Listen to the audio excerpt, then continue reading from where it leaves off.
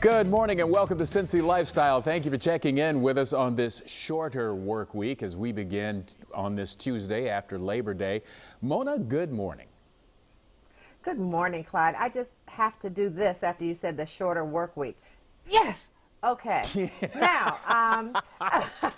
feel better, do you? I do feel better. Hey, I got a question for you. I want to show you something here, and I want to ask you, would you do this, what we're about to see?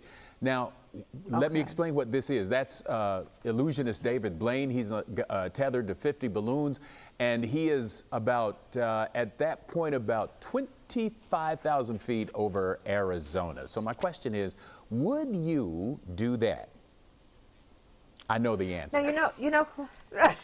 Now, Clyde, when you're a kid, you see it in cartoons where they, have the helium balloons and the kid just flying around, and it just looked like so much fun. But see, typically in those cartoons, a bird comes and pecks at the balloon, and then they come flying down to earth. So I'm going to say the answer is no.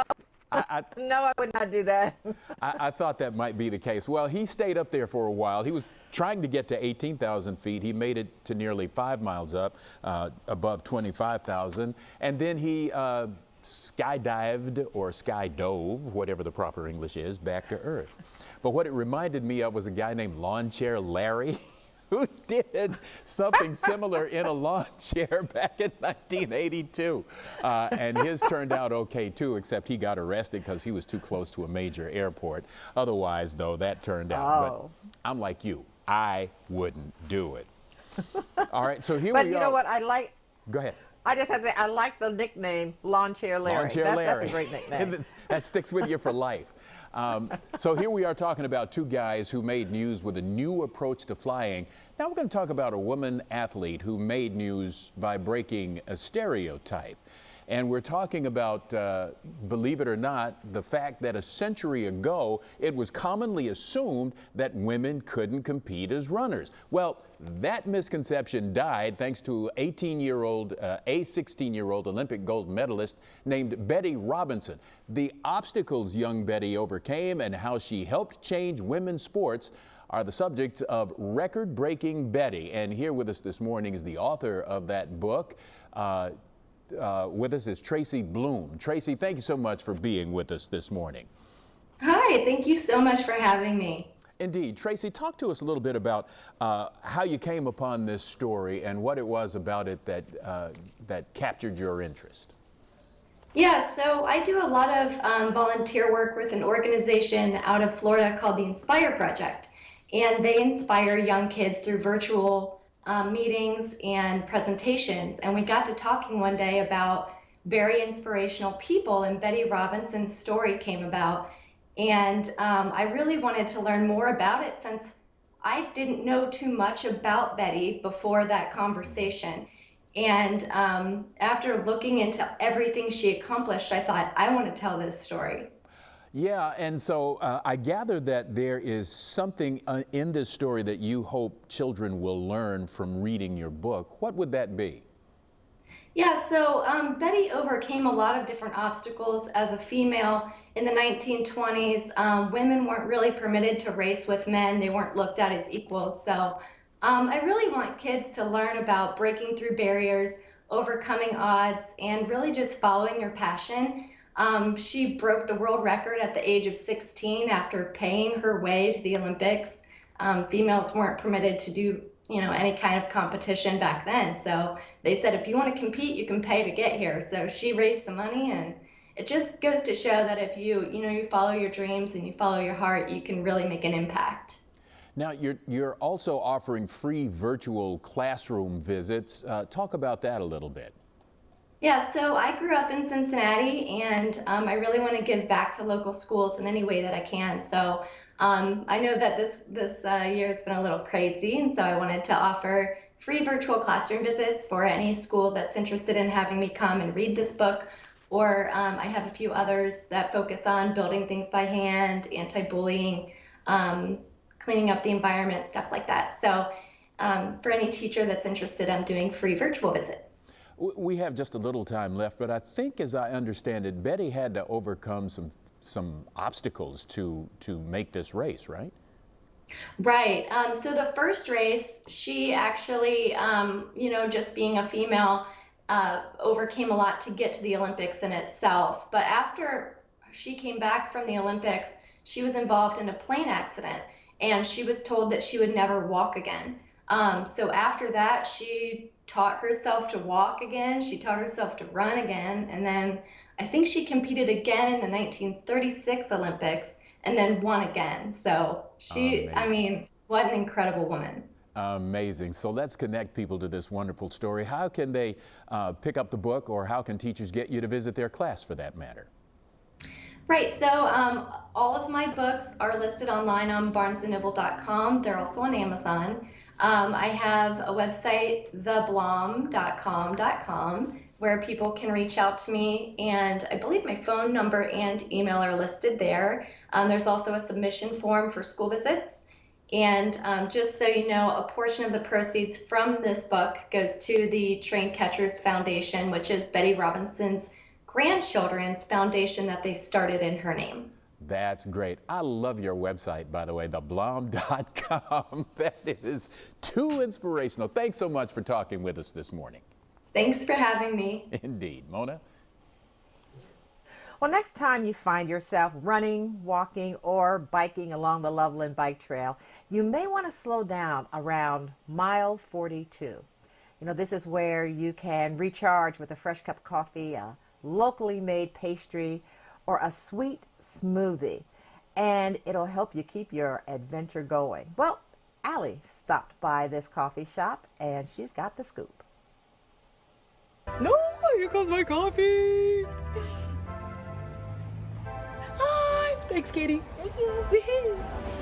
Ski. What is mile 42 coffee?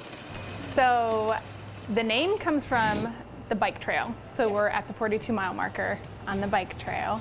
And my mom and I used to walk all the time on the weekends, and we just wanted a coffee shop that was in downtown Loveland, and we found this spot, and we wanted to bring a traditional coffee shop to Loveland. Katie wasn't kidding when she says the bike trail is right behind us. It's right there. Mile 42, right here. Walk us through the space and why you developed it the way you did, and especially from a style interior standpoint. Yeah, so this used to be the paint room of Loveland Hardware Store. So it's quite different now.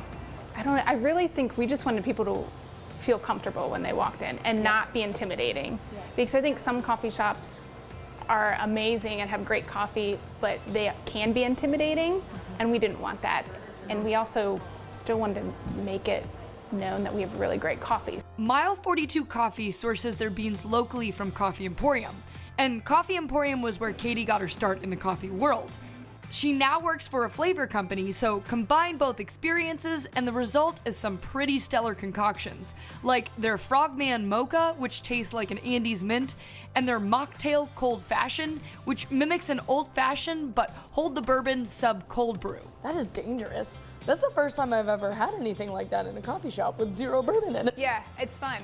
Are you seeing more people buying full bags of roasts and beans? Yeah, I think that people are home more. They're not going into the office. Yeah. So they're brewing their own coffee. And then I think people in general just have been great about being aware of ways to support a small business, and that, you know, if they buy their beans from us, that's helping a small business as opposed to just going down to the grocery store. So whether you're just looking for a single cup of joe or a full bag of beans, Mile 42's walk-up window has you covered. And eventually you'll be able to spend time inside. That's when you'll want to look for hidden traces of Loveland's urban legend, the Frogman, along with hidden messages in the walls. And what is it specifically about coffee and coffee shops that you gravitate towards? I think it's like the community base, is that you have so many different people that come into the coffee shop, you know, from all different walks of life, and they're all starting their day with you, or maybe taking a break during their day, ending their day with you, and it's a unique thing. And right now, we want to welcome our own stellar concoction, Allie, into the conversation. I love that phrase, Allie. That was great. So, you know what? People may or may not know I collect frogs. So tell me more about the frogs. Oh, that's cool. Okay, so this is actually something that I feel like I need to even do a little bit more research on. And this was the first time that I heard about this urban legend of the frogman, but I think it might go back to the 70s or 80s. And Katie was saying that her parents love this urban legend, so they really wanted to incorporate it somehow into the coffee shop. And so throughout the coffee shop, you'll find these tiny little frogs placed in the walls and the bricks of the walls and just throughout artwork. And then it's also kind of part of their logo and stuff on their t-shirts. So they incorporated it nicely into the branding. And Allie, you talked about there being some hidden messages. Is it the frogs, or is there something else folks need to look for when they go in? Yeah, not just the frogs. Inside, like along the brick wall there, and keep in mind they're not open right now, just the walk-up window is open, but when they do open back up the inside, the brick wall, some folks write little notes and they roll them up and then they put them in the brick wall because they were open just a couple weeks before the pandemic and COVID happened. So they're still there, they still remain, and you can respond, I guess, if you want. Hey, Allie, I'm not a coffee drinker, but Yeah. which one of those flavors do you think could turn me over? Ooh, that's a good question because you don't have the biggest sweet tooth either. You know, what I think is interesting is they're coming out with some fall flavors, and there are two that I think you should try. One, there's like a honey vanilla latte of some sort, which doesn't seem overly sweet, but you get still just a little bit of that coffee flavor. And then Katie was saying that she's making like a peanut butter and jelly one coming up as we're entering fall and school has started. So that's great with her background. Yes, she owns the coffee shop, but she also works full time for a flavor company. So combine those experiences, and she's constantly experimenting and coming up with new drinks. It's cool. Sounds All right. like it. Well, thank you so much. Yes, thanks, Allie. A great job as always. Hey, well, coming up here on Cincy Lifestyle, it's the Queen City's newest professional sports team, like you've never seen them before. Well, WCPO is airing a documentary about Cincinnati FCC. Okay, yeah, and we're giving you a behind-the-scenes look, and we'll talk to the director and hear more about this spectacular film and how it came together. Then, does milk make your tummy rumble? Well, yeah, it does. Well, we take a look at a few popular plant-based alternatives and talk it over with the pros and cons with registered dietitian Lisa Andrews. We have all that and more in just a few minutes.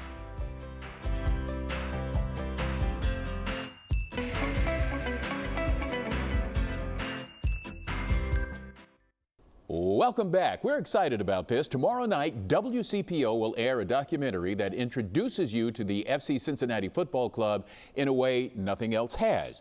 You'll get an insider's look at how the team went from inspiration to reality in a documentary called Nonstop Flight, the Untold story of FC Cincinnati. And here now is the director of the FC Cincinnati documentary, Mark Graham, to talk to us more about the documentary itself. Mark, thank you so much for joining us this morning. Thanks so much for having me, Clyde. I really appreciate it. So good to have you. So the documentary is called Nonstop Flight. So tell us a little bit about how you came up with that title and why. Well, so first things first, the production company that I work for that's owned by Tom Gletter, the voice of FC Cincinnati.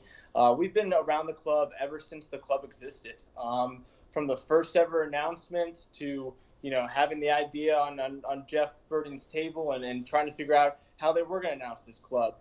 So we've been following around the team for about 5 years now, going to away games, filming all of the home games, all the different press conferences.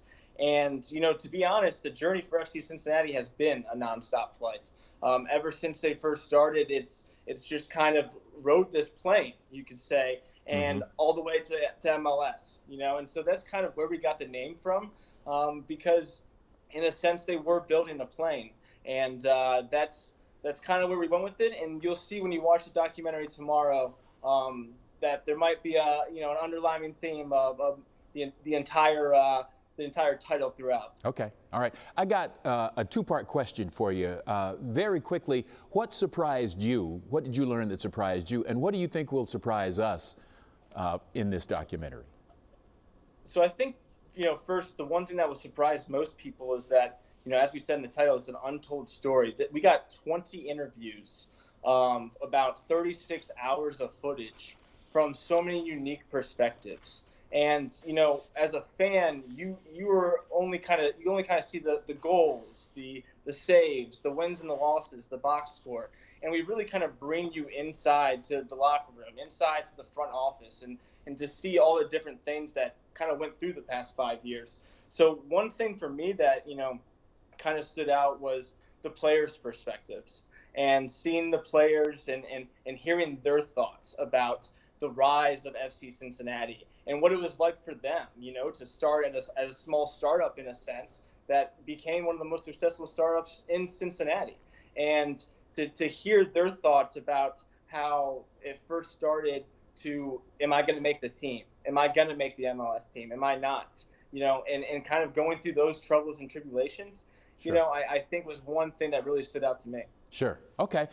Well, look, let's make sure people connect to the documentary and connect to see all of the hard work you did. I mean, 36 hours of footage down to one is pretty doggone good. So tell us how folks can find this documentary tomorrow night. Tomorrow, 8 p.m. on WCPO. It's 2 hours, and buckle your seatbelts because we're going to go for a ride. All right. All right. Thanks so much for talking to us today and mentioning our call letters. That always helps, Mark. Right. Thank you, Clyde. You have a great one. Yes, sir. Mona? Well, more people are opting to pass on the milk and looking to non-dairy alternatives instead. And this could be because they're lactose intolerant or because of social reasons. But how do you know which plant-based milk is right for you, if any? And I want to welcome back our dietitian, Lisa Andrews, with Sound Bites Nutrition. Welcome, Lisa. Yeah, thanks for having me, Mona. Okay, this is really a great subject because it affects a lot of people. Sure. So there are a lot of options out here we have. All right, so talk to us about all of them. Sure. So plant-based milks have become more popular because some people are lactose intolerant, some people want a vegan option. They're better for the planet because, we don't need to milk a cow anymore. But what you really want to look for are a couple different things. So, because they're not all equal. So I would look for protein content, and probably your best milks or non-dairy milks for protein content are soy-based. Or there's a new one out that I don't have here that is actually made with pea plant protein. Okay. So a lot of times they'll combine pea plant protein with almonds or other nut milks to make it a little bit more complete. All right, so tell us about, I see hemp. Yeah. Milk. People will be interested in that. Yeah, so hemp milk tends to be lower in protein. It tends to be higher in sugar, so it's really not a great source of quote milk. Okay. And a lot of these are calcium fortified because you're not going to get calcium typically naturally through most of these plant-based products. Right. All right, what do we have here? Yeah. So this is actually an oat-based milk.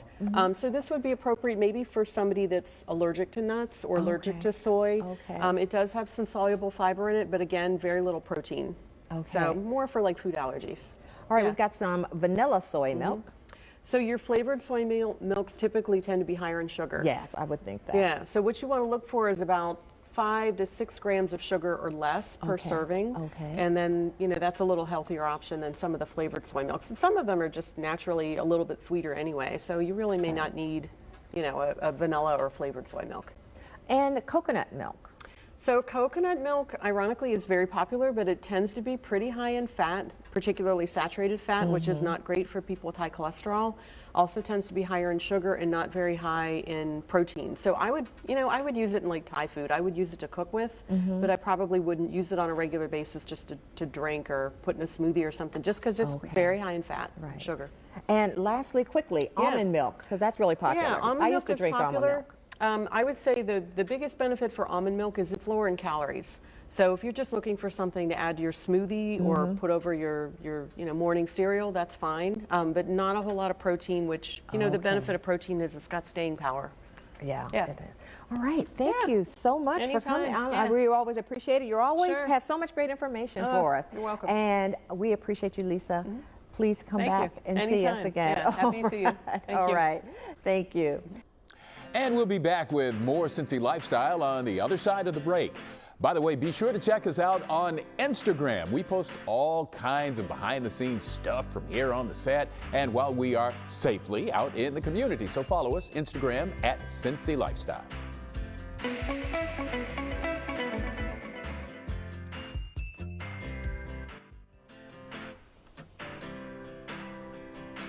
Nice look outside right now. You may not be able to tell it, but PK, the director, says there are a lot of cars from New York driving through. Anyway, we'll clear out today. Plenty of sunshine out there, but it's going to be hot, kind of in the upper 80s. It's going to feel like 90 and very muggy.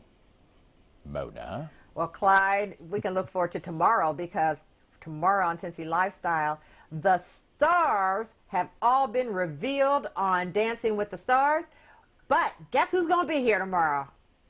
Yeah, you guessed it, Clyde. Okay, you didn't, but Tyra Banks is going to be here, and she's going to be answering all our questions about your favorite dancing drama. Yep, you do not. Well, Tyra Banks is worth showing up for all by herself. Plus, it's sunflower season, but who actually plants those sunflowers over by Cattell Park? We'll shine a bright ray of sun on the Field of Beauties. Tell you all about that tomorrow. And we thank you for watching today. That is Cincy Lifestyle for this Tuesday. And as Clyde reminded us of this shorter week, we're glad about that. So from all of us here at Cincy Lifestyle, make it a great day. Hey, thank you so much for watching our video. Now, if you liked what you saw, hit the subscribe button. You can also check out full episodes of the show you've never seen before or watch your favorites again and again. And as always, be sure to make it a great day.